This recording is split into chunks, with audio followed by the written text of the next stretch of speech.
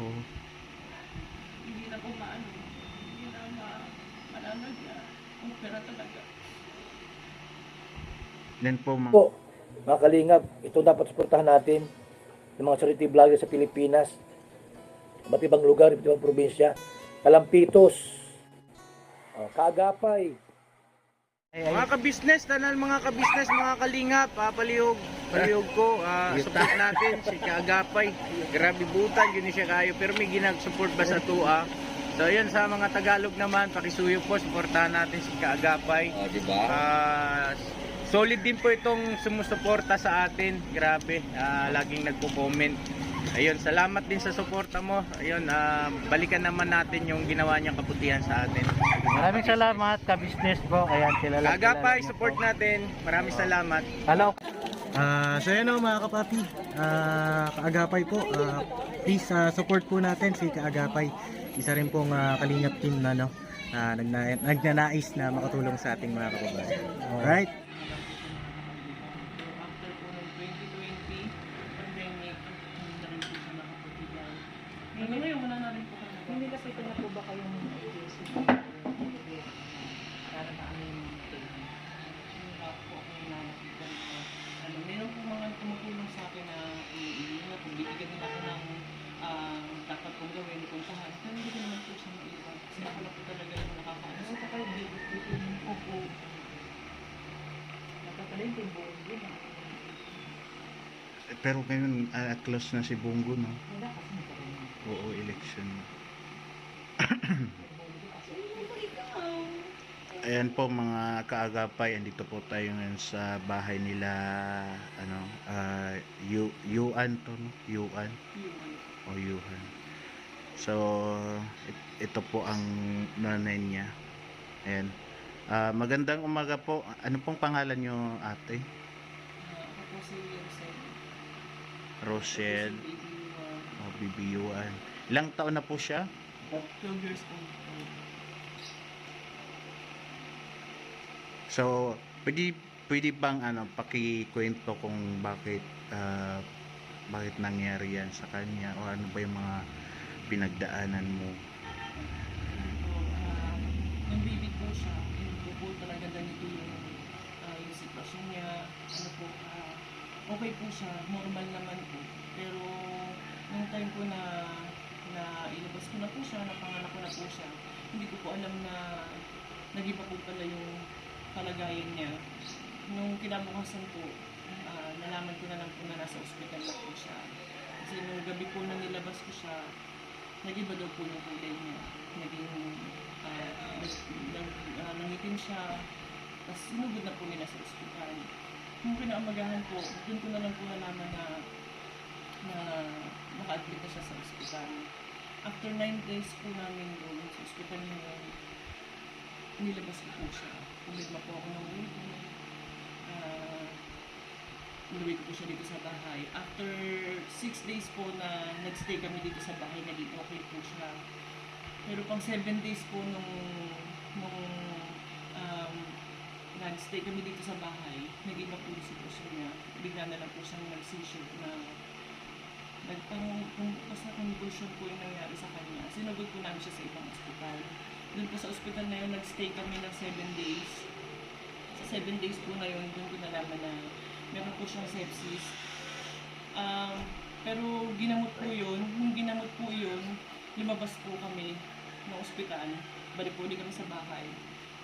After po nun, ilang days lang din po ang lumipas. Bumalik po ulit yung ganung convulsion sa kanya. Binalik po ulit namin siya sa ospital. Balik po namin ang ospital after 9 days po namin doon sa ospital na yun. Doon ko po nalaman na meron siya congenital hydrocephalus. Kasi kinuhanan po siya ng tubig sa spinal cord. Sa spinal. Doon po namin nalaman na meron siya. Tapos yung nag-ano po siya na hindi po kasi namin kaya doon sa ospital na yun. Medyo mahal po talaga ang kailangan ko na pampa-opera sa kanya. Bali, lumipat po kami ng ospital, sa public hospital po. Sa PGH po kami napunta. Doon po, iniskas po siya ng mga doktor doon. Tapos po, doon na rin po siya na-operahan. After ng unang opera, okay po. Medyo bata pa ako, wala pa po rin kasi akong alam.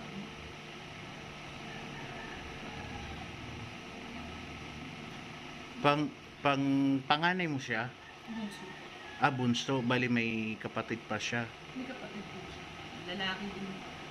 Mm. Kasi yun po, doon din po siya na-operahan. 3 beses po. Kasi yung unang shot na nilagay sa kanya, nagbara. Tapos pinalitan po ulit. Tapos nagbara po ulit yun. Pangatlo po, ayun, doon na po naging okay. Pero, ano po, yun po yung sa paglaki ng ulo niya, na hindi ko po na alam na habang tumatanggal po pala yun, dapat, bata pa ako, ang tayo na nangyari po sa amin. Kaya hindi ko po alam yung mga dapat gawin. Hanggang sa pinalitan po, hanggang sa tinanggal na po yung shunt niya, nag-hydrocephalus, yung hydrocephalus niya po na tanggal na. Pero yun nga po, ang pumalit po sa kanya, grabe! Ang pumalit po sa kanya is yung scoliosis niya. May scoliosis pa siya. So, Ito po yung scoliosis. na ano pala siya, no? Ito po yung scoliosis. Bali, ito po yung sa mga opera niya po, yung sa mga shunt po na papuntang pantog. Pero ito po yung scoliosis. Sige lang, huwag mo nang ano. Ang may scoliosis May din, scoliosis po sir. siya. Opo. Nagkaroon po siya ng scoliosis. Ito na lang po 2020. Nalas na balik po namin ng PGH. Hindi na po kami nagkaroon ng slot na ma-check up siya ng ortho. Nakapagpa-check up pa naman po kami sa neuro. Pero after po, hindi na kami nakabalik. Hindi na po kami nakabalik ng PGH. Kasi ito po, habang tumagal po na ano ko na po siya na iba na yung ano niya, medyo na para siyang nahihirapan na Huminga. Opo. Tapos ito po lang, pina-x-ray po namin siya. Doon po nalaman na severe na din pala yung scoliosis niya. Hindi na po kaya ng brace, kailangan po talaga. So, ano tong mga sugat-sugat sa ulo niya dito? Ito po yung pinakabuto niya. Ito po. Ito po yung pinakabuto niya. Tapos ito po yung sa ulo niya. Matigas naman po siya. Ito po yung pinaka-skull niya. Pero ito po yung lubog na po. Matigas naman po siya.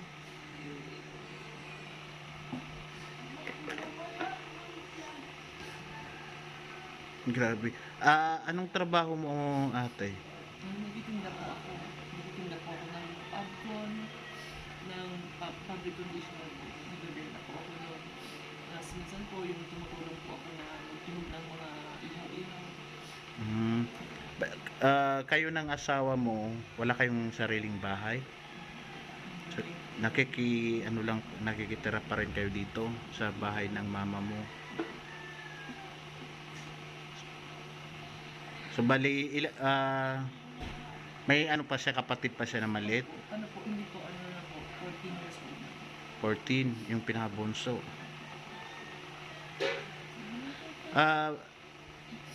Araw-araw ba, hindi ba siya nagwawala pag ano? Araw-araw po meron po talaga. Meron po siyang seizure. Yung para po siya nagkakaroon. Nangingitim po siya. Mga kamay niya, paa niya. Pero ang sabi naman po ng doktor is, nung nawala nung nag-shunt na po siya, ang sabi naman po ng doktor, magiging kakambal niya na po yun. Kaya meron po siyang maintenance na gamot na iniinom, yung phenobarbital po, 90 mg. Kumbaga yun po, pang suporta lang. Pero yung seizure niya is continuous pa din siya talaga dahil wala na po siya. Ilang beses po siya nag-seizure sa loob? Isang araw po, minsan po tatlo, apat. Regular na nag-seizure. Pagka naman po, minsan po pag gano'n po lang, pag masabay, pakiramdam mo, matagal po, siguro mga 10 minutes. Saan gano'n po katagal. Pagka alam ko kung gano'n na mawawala, babalik, ino-oxygen ko na po kagad siya. Kasi, So, ibig niyo sabihin naman po sa edad niya po yan at 12, things siya na talagang nag-start na nagkaroon ng seizure, ilang taon po siya. ano po, simula po lang kung Talaga, so araw-araw Pagkabata. po talaga So, ang... Nag-start po siya ng gamot ng baby siya is 30 milligram, naging 60, tapos ngayon po naging 90. So, grabe din yung inabot mong hirap, no? Sobrang po. Pero para po sa ano, lahat gagawin. Ako, napaka-strong mo naman po para talagang mapaglabanan talaga yun. Oh, pero di ba ang yung tatay nito is ano, hindi yung nandito kanina. May ibang pamilya. Pero Mm, hindi niyo po ba na ano na kahit pa paano tulungan kayo sa hindi ba siya tumutulong? na Tumulong po siya, pero hindi po ganun na katulad po ng iba anak niya.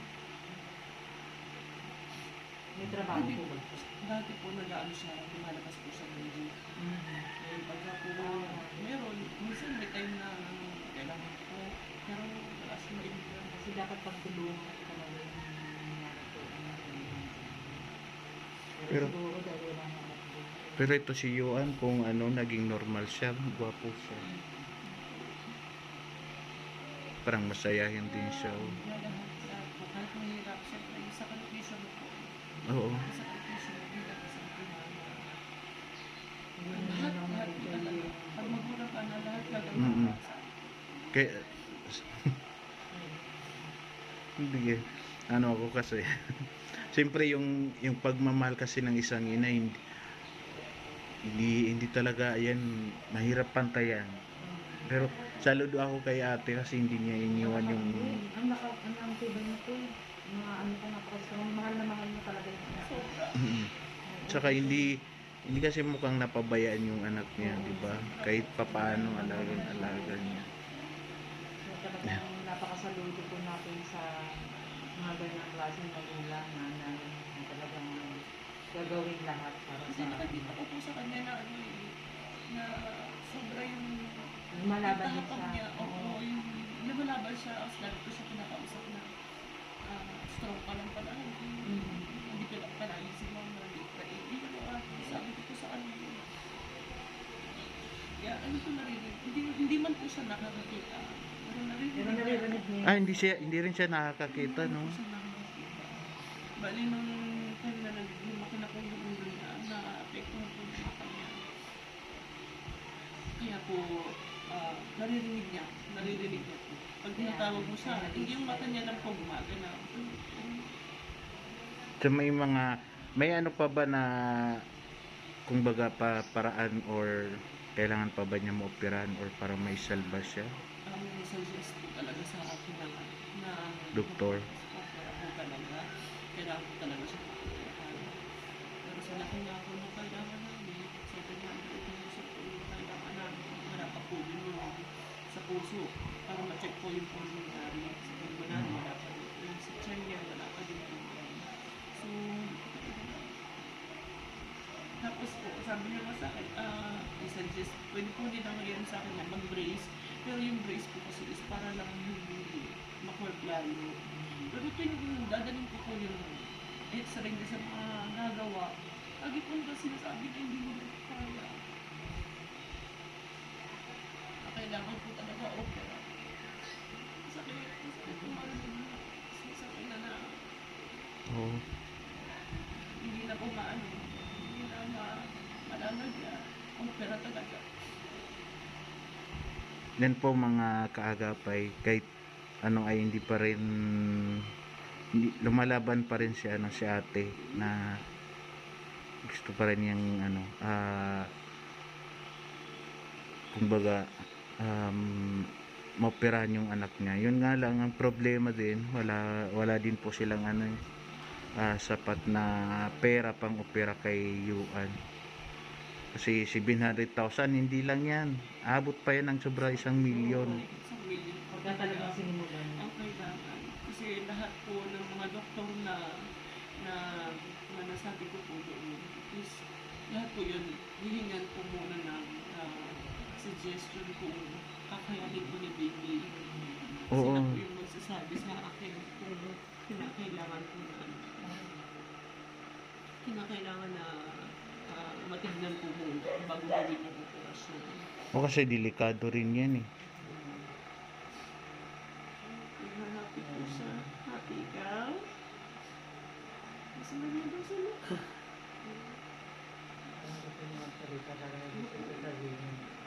Nung napupunta po sa kanya dito, nung nakaraan may rider po na pumunta, kinuntahan po siya ng happy birthday. Nag-happy po siya. Basta ngayon pupunta po sa kanya dito, parang, ano siya, natutuwa po siya.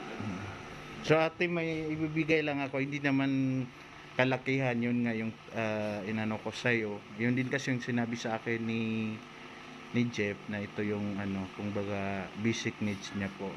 So yan po, malay mo may magpaabot pa ng tulong sa inyo. Ayan, makabalik tayo dito. Pakiabot sa yung gatas niya. Thank you po. Ito po yung ano, gatas. Thank you po.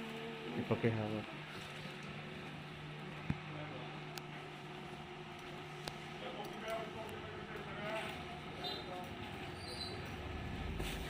Ito yung ano, galit yung nakuha ni Sir Relax.